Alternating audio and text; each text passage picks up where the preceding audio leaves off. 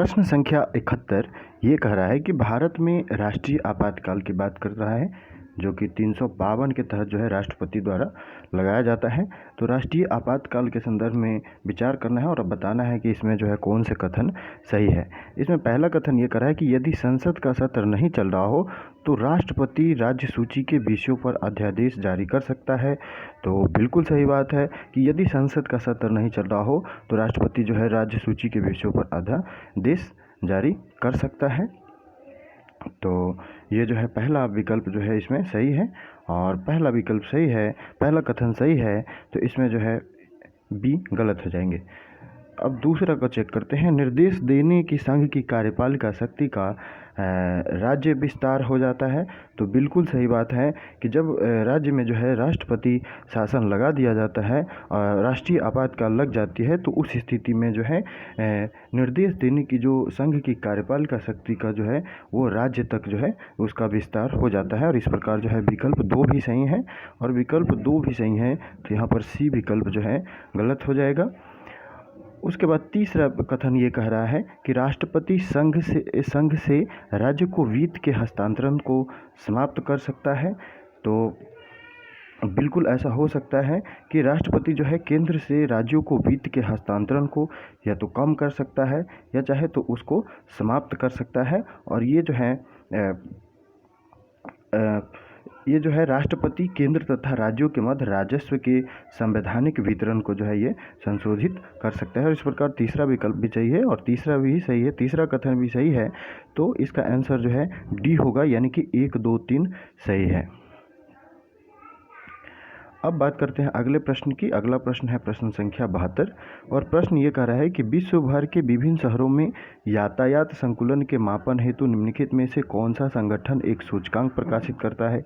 क्या Indian international road Congress सूचकांक प्रकाशित करता है, या United Nations road safety collaboration यह सूचकांक प्रकाशित करता है, या टॉमटम करता है, या ब्रेक द रोड सेफ्टी? तो इसका जो उपयुक्त उत्तर है वो सी है। टॉमटम एक ऐसा अंतर्राष्ट्रीय संगठन है जो कि पूरे विश्व के विभिन्न शहरों के यातायात संकुलन के मापन को जो है प्रदर्शित करता है। एक सूचकांक के माध्यम से जो है इसे बताता है। हाल के अध्ययन की बात करें तो मुंबई को लगातार जो है दोबारा जो है 2 बार विश्व में सर्वाधिक यातायात संकुलन करने वाले शहर के स्थान का दर्जा प्राप्त हुआ है। वहीं दिल्ली की बात करेंगे तो दिल्ली को जो है इसमें चौथे स्थान पर रखा गया है और ये जो है ये 2018 की रिपोर्ट कहती है। उसके बाद जो है अभी जो नया जो इसका सूचकांक आया है उसमें जो है 13 गो नया शहर को भी शामिल किया गया है और उसी के साथ जो है 56 देश के शहरों को और 56 देश के लगभग जो है इसमें 403 शहरों को, जिसमें 9 गो जो है नया 13 गो जो है नया शहर भी जोड़ा गया है। इतने शहरों का जो है इसमें सूचकांक निकाला गया है, इसमें बताया गया है। तो इस प्रकार जो है इसका जो उत्तर होगा कि यातायात संकुलन के मापन हेतु कौन सा संगठन एक सूचकांक प्रकाशित करता है, तो ये जो है टॉमटम एक ऐसी संस्था है जो कि ये जो है इसके लिए जो है ये जो है एक माने सूचकांक प्रकाशित करता है और ये जो है एम्स्टर्डम में है। ये आपको ध्यान रखना है कि इसका जो मुख्यालय है वो एम्स्टर्डम में है और पिछले 8 वर्षों से जो है यह संस्था ये जो है सूचकांक प्रकाशित कर रही है। अब बात करें अगले प्रश्न की, तो अगला प्रश्न है प्रश्न संख्या 73 और प्रश्न ये कह रहा है कि मूल कर्तव्यों के संदर्भ में निम्नलिखित कथनों पर विचार कीजिए। और आपको पता होगा कि स्वर्ण सिंह समिति की सिफारिश पर जो है मूल कर्तव्य की अनुशंसा की गई थी। हालांकि जो है स्वर्ण सिंह समिति ने जो है केवल 8 मूल कर्तव्यों की अनुशंसा की थी, सुझाव दिया था, लेकिन 42वें संविधान संशोधन 1976 द्वारा जो है भारतीय संविधान में जो है एक भाग 4 का ए जोड़ा जाता है और इसमें भाग 4 के ए में जो है एक अनुच्छेद है 51A और इस 51A में जो है टोटल 42वें संविधान संशोधन द्वारा जो है 10 मूल कर्तव्यों को जो है इसमें जोड़ा जाता है। तो पहला इसमें विकल्प ये कह रहा है कि मूल कर्तव्य संयुक्त राज्य अमेरिका के संविधान से प्रेरित है, जो कि बिल्कुल गलत है और एक गलत है यहाँ पर, तो ऑप्शन सी गलत हो जाएगा। यहाँ पे आपसे सही पूछा जा रहा है। तो ये जो है संयुक्त राज्य अमेरिका के संविधान से प्रेरित नहीं है, ये यूएसएसआर से प्रेरित है। यानी कि इसका मतलब ये हुआ कि ये जो है पूर्ववर्ती सोवियत संघ के संविधान से प्रेरित है। दूसरा कथन ये कह रहा है कि इन्हें संसद द्वारा निर्मित विधि से लागू किया जा सकता है। तो यहाँ पर डी जो दूसरा जो कथन कर रहा है कि इसे संसद द्वारा निर्मित विधि से लागू किया जा सकता है, तो बिल्कुल सही बात है, इसे संसद द्वारा जो है निर्मित विधि से लागू किया जा सकता है। और जैसे राज्य के नीति निर्देशक तत्व होते हैं, उसी प्रकार जो है मूल कर्तव्य भी जो होते हैं ये गैर न्यायोचित होते हैं। और गैर न्यायोचित होने का मतलब ये हुआ कि न्यायालय द्वारा जो है इसका जो है प्रत्यक्ष प्रवर्तन नहीं किया जा सकता। उसके बाद जो है दूसरा कथन जो है, दूसरा कथन सही है, पहला गलत है और दूसरा सही है। तो इसमें जो है विकल्प 3 भी गलत हो गए और विकल्प सी तो गलत है ही। तीसरा कथन ये करा कि संविधान में अंतः स्थापित किए जाने के पश्चात मूल कर्तव्य को केवल एक बार संशोधित किया गया है। तो बिल्कुल सही बात है, संविधान में जो है मूल कर्तव्य को अंतः स्थापित किए जाने के पश्चात इसको केवल एक बार संशोधित किया गया है, वो भी जो है 86वें संविधान संशोधन अधिनियम 2002 द्वारा। और इसमें 86वें संविधान संशोधन अधिनियम जो 2002 आया, इसमें जो है एक नया मूल कर्तव्य जोड़ा गया और जो कि 11वां मूल कर्तव्य बना। और उसमें जो है 6 से 14 वर्ष तक की आयु के अपने बच्चों के या प्रतिपाल्य के को जो है शिक्षा का अवसर उपलब्ध कराना, ये बातें जो है 11वें मूल कर्तव्य के रूप में जोड़ा गया। तो आप इसे ध्यान रख सकते हैं। और अब जो है टोटल 10 मूल कर्तव्य नहीं, अब टोटल जो है 11 मूल कर्तव्य है। इस प्रकार जो है पहला विकल्प गलत है, दूसरा सही है और तीसरा सही है और दूसरा तीसरा सही है। तो इसका आंसर जो है डी होगा, यानी कि 2 और 3 जो है सही है। अब बात करते हैं अगले प्रश्न की। तो अगला प्रश्न है प्रश्न संख्या 74 और इसमें कह रहा है कि हाल ही में विदेश व्यापार महानिदेशालय ने कैल्सिनेटेड पेट कोक के आयात हेतु कोटा आवंटन की प्रक्रिया को अधिसूचित किया है। इस संदर्भ में पेट कोक से संबंधित निम्नलिखित कथनों पर विचार कीजिए और इसमें जो है आपको सही उत्तर चुन के बताने हैं। तो पहला कथन यह कह रहा है कि यह कोयले के दहन के पश्चात प्राप्त समृद्ध ठोस पदार्थ है, जो कि गलत है। और दूसरा कथन यह कह रहा है कि यह पारंपरिक कोयले की तुलना में अधिक पर्यावरण अनुकूल या अपेक्षाकृत कम प्रदूषणकारी है, ये भी बात जो है गलत है। और दोनों कथन गलत है, तो इसका सीधा सा आंसर जो है डी होगा, यानी कि न तो एक सही है और न तो 2 सही है। हाल ही में जो है सरकार ने वित्त वर्ष 2020 और वित्त वर्ष 2020-21 के लिए एल्युमिनियम उद्योग में जो है ये कैल्सिनेटेड पेट कोक का उपयोग किया जाता है। तो एल्युमिनियम उद्योग में जो है उपयोग किए जाने वाले कैल्सिनेटेड पेट कोक के आयात हेतु कोटा आवंटन की एक विस्तृत प्रक्रिया को अधिसूचित किया है। और अक्टूबर 2018 में सरकार ने एल्युमिनियम उद्योग द्वारा एनोड के निर्माण के लिए जो है उसमें जो उपयोग किया जाता है पेट कोक, उसके आयात के लिए एक निश्चित मात्रा निर्धारित करी थी। और वर्ष 2018 में जो है पेट कोक पर आयात पर प्रतिबंध लगा। उससे पहले जो है भारत सबसे बड़ा आयातक देश था, जबकि अमेरिका जो है वो सबसे बड़ा निर्यातक देश था। तो ये भी बात आपको ध्यान रखनी है। और पेट कोक जो होता है वो कच्चे तेल के परिष्करण और अन्य पेट्रोलियम क्रैकिंग के खंडन प्रक्रियाओं द्वारा प्राप्त जो है एक उपोत्पाद है, इसलिए जो है कथन 1 जो है गलत है। उसके बाद बात करें तो पेट कोक में जो है 80% से अधिक कार्बन होता है तथा दहन होने पर जो है प्रति इकाई ऊर्जा के आधार पर यह कोयले की तुलना में 5% से 10% तक अधिक कार्बन डाइऑक्साइड उत्सर्जित करता है। इसलिए जो है कथन 2 भी सही नहीं है और कथन 2 सही नहीं, तो इसका आंसर जो है डी होगा, न तो 1 न तो 2। अब बात करते हैं अगले प्रश्न की। तो अगला प्रश्न है प्रश्न संख्या 75 और प्रश्न ये कह रहा है कि राज्यों के वर्गीकरण के संदर्भ में निम्नलिखित कथनों पर विचार करने हैं और इसमें बताना है कि कौन सा जो है सही है। पहला कथन ये कह रहा है कि स्वतंत्रता के पश्चात सभी राज्यों को 4 समूहों में वर्गीकृत किया गया था, जो कि बिल्कुल सही बात है। स्वतंत्रता के पश्चात जो है सभी राज्यों को 4 वर्गों में विभाजित किया गया था। उसके बाद दूसरा कथन ये कह रहा है कि समूहों में वर्गीकरण की व्यवस्था को फजल अली आयोग की अनुशंसाओं के आधार पर समाप्त कर दिया गया था। तो ये भी बात सही है कि ये जो समूह 4 समूह में जो वर्गीकरण थे, इस वर्गीकरण को फजल अली आयोग जो थी उनके अनुशंसा पर जो है समाप्त कर दिया गया था। और 1, 2 दोनों कथन सही है, 1, 2 दोनों कथन सही है, तो इसका आंसर जो है सी होगा, यानी कि 1 और 2 दोनों इसमें सही है। हुआ ये कि वर्ष 1950 में जो है संविधान को जब संविधान लागू हुआ तो उस समय जो है इसको 4 समूह में बांटा गया। जो एक समूह ए था और ए समूह में जो है ब्रिटिश भारत के गवर्नर शासित 9 गो प्रांत जो है इसमें शामिल थे। वहीं समूह बी की बात करें तो समूह बी में जो है ऐसी 9 रियासतें सम्मिलित थी जिनमें विधानमंडल गठित किए गए थे, तो ये विधानमंडल वाले थे, इसमें भी 9 रियासतें थी। और समूह सी की बात करें तो समूह सी में ब्रिटिश भारत के मुख्य आयुक्त द्वारा जो है शासित प्रांत थी और कुछ जो है पूर्ववर्ती रियासतें भी थी। और वहीं समूह डी की बात करें तो इसमें जो है केवल अंडमान निकोबार को रखा गया था जब ये संविधान लागू होने के समय की बात हो रही है। लेकिन बाद में जो है फजल अली आयोग द्वारा जो है मूल संविधान के अंतर्गत 4 समूह के किए गए इस वर्गीकरण को समाप्त किया गया और 16 राज्य और 3 केंद्र शासित प्रदेशों को 16 राज्य और 3 केंद्र शासित प्रदेश को सृजन करने के लिए जो है अनुशंसा की गई।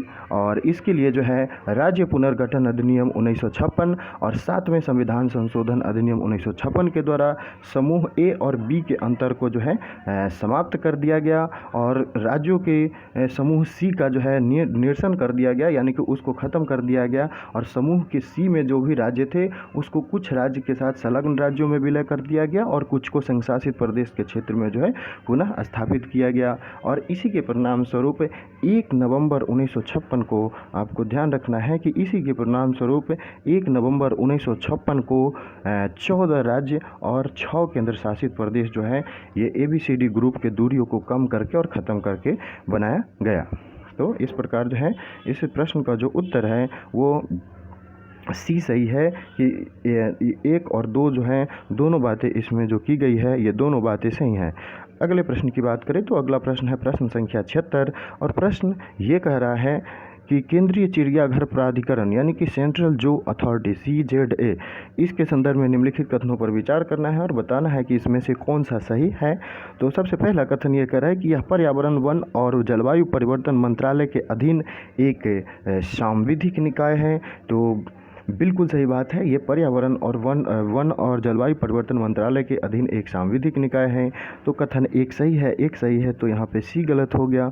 दूसरा कथन ये कह रहा है कि प्रधानमंत्री केंद्रीय चिड़ियाघर प्राधिकरण का पदेन अध्यक्ष होता है। तो क्या प्रधानमंत्री केंद्रीय चिड़िया प्राधिकरण का पदेन अध्यक्ष होता है? बिल्कुल नहीं, प्रधानमंत्री नहीं होते हैं। ये जो है केंद्रीय पर्यावरण और जलवायु परिवर्तन मंत्रालय के जो मंत्री होते हैं वही जो है केंद्रीय चिड़ियाघर प्राधिकरण के पदेन अध्यक्ष होते हैं। तो पर्यावरण मंत्री जो है इसके अध्यक्ष होते हैं, आपको यहाँ पे ध्यान रखनी है। इसलिए दूसरा विकल्प गलत हो गया और दूसरा गलत हो गया तो यहाँ पे डी भी गलत हो जाएगा और ए भी गलत हो जाएगा। सिर्फ एक ही आंसर इसका बचेगा कि 1 और 3 सही है। तीसरा ये कह रहा है कि प्राधिकरण को भारत में चिड़ियाघरों को मान्यता प्रदान करने और उसकी मान्यता वापस लेने का अधिकार है। तो ये बात सही है और इस प्रकार जो है विकल्प 1 और विकल्प 3 सही है, विकल्प 2 गलत है। इसलिए हमारा जो उत्तर होगा ये इस प्रश्न का उत्तर जो है बी जो है बी जो होगा, क्योंकि बी में जो है 1 और 3 कथन दिए गए हैं।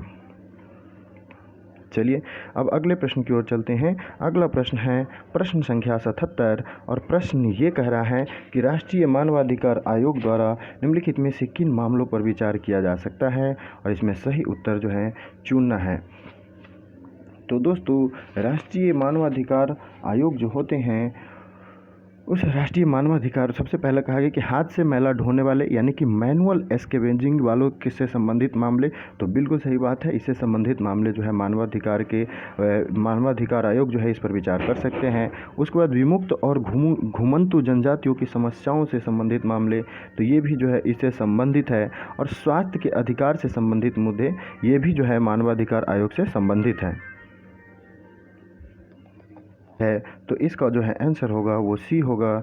1, 2 और 3 तीनों बातें जो है इसमें सही है। तो फिर जान लेते हैं कि मानवाधिकार आयोग जो है यह एक सांविधिक निकाय है। इसका मतलब ये होगा कि विधि द्वारा जो है इसकी स्थापना की गई है, यह संवैधानिक निकाय नहीं है। और यह जो है इसका गठन जो है मानवाधिकार संरक्षण अधिनियम 1993 के तहत किया गया है। और ये जो है ये इन 3 विषयों के साथ साथ और अन्य विषयों पर भी ये जो है अपना विचार कर सकते हैं और ये उन मामलों को अपने विचार में ले सकते हैं, जैसे बंधुआ मजदूरी का उन्मूलन, भोजन के अधिकार से संबंधित मुद्दे, बाल अधिकार पर अभिसमय से संबंधित प्रोटोकॉल, बाल श्रम का उन्मूलन, महिलाओं और बच्चों का अवैध व्यापार, मातृत्व रक्ताल्पता और मानवाधिकार, कार्यस्थल पर महिलाओं के लैंगिक उत्पीड़न को रोकना, उसके बाद दलित से संबंधित मामले जिनमें उन पर किए जाने वाले अत्याचार भी शामिल है, दिव्यांगों के अधिकार, उसके बाद HIV और एड्स से संक्रमित व्यक्तियों के अधिकार। तो ये सारे जो विषय हैं, इन सारे विषयों पर जो है राष्ट्रीय मानवाधिकार आयोग द्वारा विचार किया जा सकता है और इसे आप समझ सकते हैं। अब बात करते हैं अगले प्रश्न की और ये है प्रश्न संख्या 78।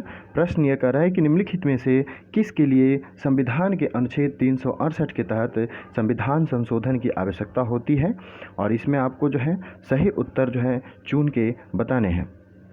तो कह रहा है कि राष्ट्रपति का निर्वाचन और इसकी प्रक्रिया, तो इसके लिए जो है कि नए राज्यों का प्रवेश या गठन, और वहीं तीसरा कथन ये कर रहा है कि संसद में राज्यों के प्रतिनिधित्व में परिवर्तन। और आपको इसमें बताने हैं कि अनुच्छेद 368 के तहत संविधान संशोधन की आवश्यकता इनमें से किस कथन के संदर्भ में हो सकती है। तो सबसे पहले ये समझना है कि संविधान का जो संशोधन होता है और अनुच्छेद 368 के तहत जो संशोधन होगी उसे जो है लगभग 3 भागों में हम इसे बांट सकते हैं। बात करें तो पहले प्रकार में जो विधेयक होते हैं उसे साधारण बहुमत की ज़रूरत होती है। वहीं जो है दूसरे प्रकार के विधेयक की बात करें तो उसमें विशेष बहुमत की ज़रूरत होती है। और वहीं तीसरे प्रकार के विधेयक की बात करें तो इसमें विशेष बहुमत और प्लस में आधे राज्यों के समर्थन की आवश्यकता होती है। और इस 3 प्रकार से जो है संविधान संशोधन के विधेयक लाए जा सकते हैं। तो ये जो राष्ट्रपति के निर्वाचन और इसकी प्रक्रिया की बात करें तो ये कथन जो है विशेष बहुमत और आधे राज्यों के अनुसमर्थन से जो है 368 के तहत जो है इस 368 के तहत जो है इसमें संशोधन की आवश्यकता होती है। और इसलिए जो है पहला जो है कथन जो है सही है। और दूसरे कथन की बात करें तो नए राज्यों के प्रवेश और गठन की बात करें तो ये जो है साधारण बहुमत से ही हो जाएगा। इसके लिए जो है संविधान संशोधन की आवश्यकता नहीं है, इसलिए दूसरा विकल्प जो है गलत है। और यहाँ पर दूसरा विकल्प गलत है तो बी भी गलत हो जाएगा, ए भी गलत हो जाएगा और डी भी गलत हो जाएगा। सिर्फ एक ही विकल्प बचेंगे। ऑप्शन सी जो है इसका सही उत्तर है। 1, 3 सही है। संसद में राज्यों के प्रतिनिधित्व में परिवर्तन, तो संसद में यदि राज्यों के प्रतिनिधित्व में परिवर्तन करना हो तो इस स्थिति में भी संविधान के अनुच्छेद 368 के तहत जो है उसमें संशोधन की आवश्यकता होगी। और इसका जो है विकल्प सी सही उत्तर है। अगला प्रश्न है प्रश्न संख्या 79 और प्रश्न ये कह रहा है कि सभी बालकों के लिए 6 वर्ष की आयु पूरी करने तक के प्रारंभिक बाल्यावस्था देखरेख और शिक्षा प्रदान करने का प्रावधान निम्नलिखित में से किसके अंतर्गत किया गया है। क्या ये मूल कर्तव्य के अंतर्गत है, या राज्य के नीति निर्देशक तत्व के अंतर्गत है, या मूल अधिकार के अंतर्गत है, या 11वीं अनुसूची के अंतर्गत है। करने तक की प्रारंभिक बाल्यावस्था देखरेख की बात ये राज्य के नीति निर्देशक तत्व में इसकी जो है चर्चा की गई है। और इसका जो है विकल्प बी जो है सही उत्तर है। राज्य के नीति निर्देशक तत्व की बात करें तो भारतीय संविधान के भाग 4 में राज्य के नीति निर्देशक तत्व का वर्णन किया गया है। उसमें भी जो है अनुच्छेद 36 से लेकर 51 तक जो है इसका विस्तृत वर्णन किया गया है। और जो संविधान बनाने वाले थे उन्होंने जो है DPSP को यानी कि राज्य के नीति निर्देशक तत्व को 1937 में आयरलैंड में संविधान बना था, उसी से जो है आयरलैंड के संविधान से लिया गया है। वहीं आयरलैंड के संविधान में स्पेन के संविधान से जो है इसे लिया गया था, इसे भी आप ध्यान रख सकते हैं। उसके बाद बात करें तो 86वें संविधान संशोधन अधिनियम आया था 2002 में। और इस 86वें संविधान संशोधन 2002 के तहत अनुच्छेद 45 के विषय वस्तु को यानी कि अनुच्छेद 45 में जो विषय वस्तु थी उसको परिवर्तित किया गया और प्राथमिक प्राथमिक शिक्षा को अनुच्छेद 21A के तहत जो है एक मूल अधिकार बना दिया गया और राज्य से यह अपेक्षा की गई कि वह सभी बालकों के लिए जो है 6 वर्ष की आयु पूरी करने तक प्रारंभिक बाल्यावस्था देखरेख और शिक्षा देने के लिए उपबंध करने का प्रयास करेगा।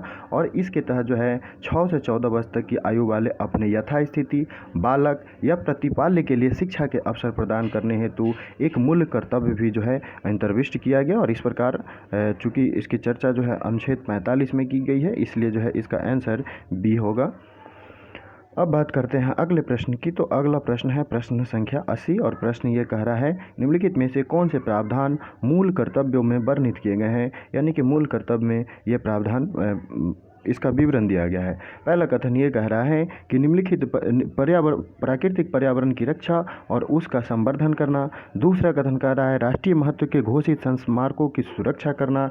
ये तो आर्टिकल 49 में दिया गया है, जो कि DPSP के अंतर्गत आते हैं, यानी राज्य के नीति निर्देशक तत्व के अंतर्गत आते हैं। तो दूसरा तो जो है मूल कर्तव्य में नहीं आता है, तो दूसरा गलत है, हालांकि पहला सही है। तो दूसरा यदि गलत है तो यहाँ पर इसका आंसर निकल सकता है डी भी गलत है, बी भी गलत है। तीसरे कथन की बात करें तो भारत की प्रभुता, एकता और अखंडता को अक्षुण्ण रखना तथा उसकी रक्षा करना, ये भी बात सही है, ये मूल कर्तव्य में शामिल है। और चौथी बात ये है कि समरसता और भ्रातृत्व की भावना को बढ़ावा देना, ये भी जो है मूल कर्तव्य में शामिल है। और इस प्रकार जो है 1, 3 और 4 जो है मूल कर्तव्य में शामिल है, 2 नहीं शामिल है। दो का जो प्रावधान है वो भारतीय संविधान के अनुच्छेद 49 के तहत है, जो कि राज्य के नीति निर्देशक तत्व में आते हैं। और इस प्रकार जो इसका आंसर होगा वो सी होगा, यानी कि 1, 3 और 4 जो है कथन इसमें सही है।